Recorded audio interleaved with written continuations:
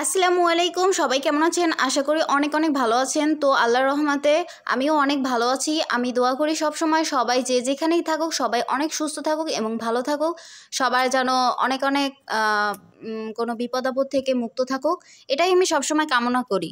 তো আজকে আমি রমজান মাস উপলক্ষে একটি আয়াতুল কুরসি পাঠ করে শোনাতে চাচ্ছি, যেটার অর্থ সহকারে এবং ফজিলতটাও আমি জানাবো।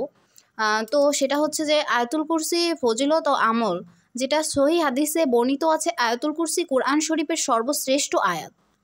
আয়াতুল কুরসি কাগজে লিখে দোকানে বা যে কোনো বৈধ ব্যবসা প্রতিষ্ঠানে ঝুলিয়ে রাখলে সে দোকানে বিক্রি বেশি হয়।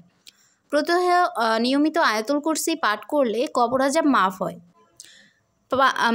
পাঠকারীর নিকট শয়তান আসতে পারে না বলে হাদিসে উল্লেখ রয়েছে। তো আয়াতুল কুরসিটি আমি এখন পাঠ করব।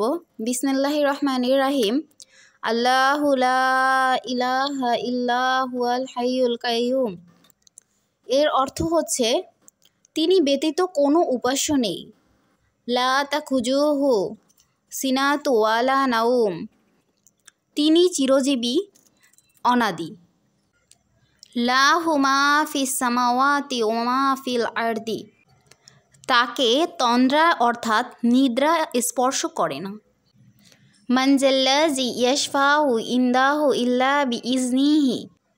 ইয়ালামু মা বাইনা আইদিহিম ওয়া মা খালফাহুম ওয়া লা ইউহিতুনা বিশাইইম মিন ইলমি ইল্লা বিমা শাআ। ওয়াসি'a কুরসিয়ুস সামাওয়াতি ওয়াল আরদা ওয়া লা ইয়াউদুহু হিফজুহুমা ওয়া হুয়াল আলিয়্যুল আযীম। আসমান জমিনে যা কিছু আছে সবই তার।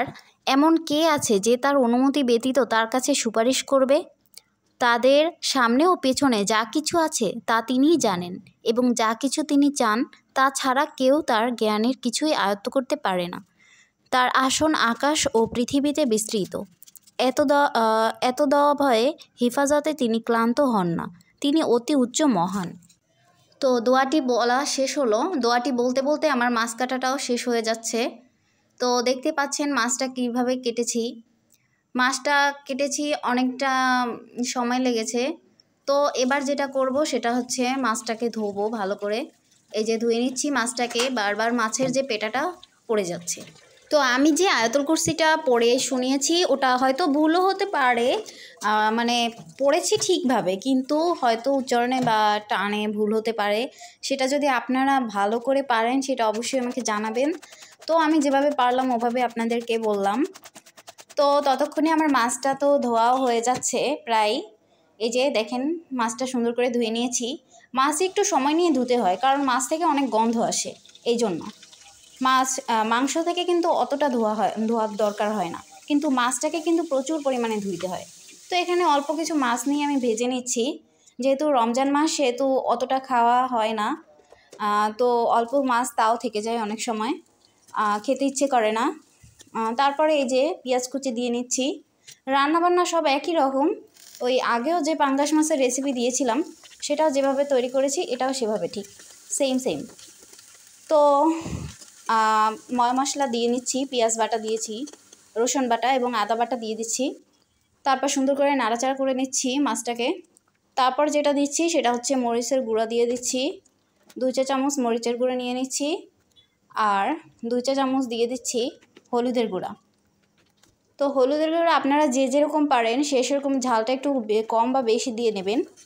তো আমার ঝাল একটু অল্পই খেতে পছন্দ করি, সো এই জন্য আমি ঝালটা একটু অল্পই দিয়ে নিয়েছি। তারপর যেটা করেছি সেটা হচ্ছে লবণ দিয়ে নিয়েছি। এরপরে পরিমাণ মতো লবণ দেওয়া শেষ হয়ে গেলে একটু সামান্য পরিমাণ একটু পানি দিয়ে নিচ্ছি। পানিটা দিয়ে মশলাটা সুন্দরভাবে কষিয়ে নিতে হবে। মশলা যত কষানো ভালো হবে ততই কিন্তু মাছ রান্নাটা খুব টেস্ট হবে। এবং মশলা যদি ভালো মতো কষানো না হয় তাহলে কিন্তু হলুদের কিংবা আদা রসুন বাটার যে গন্ধটা ওটা কিন্তু সহজে যেতে চায় না। তো অনেক কথা বলে ফেললাম। কথা বলতে বলতে আমার মাছ রান্না শেষ হয়ে গেছে। সবাই ভালো থাকবেন। আল্লাহ হাফেজ।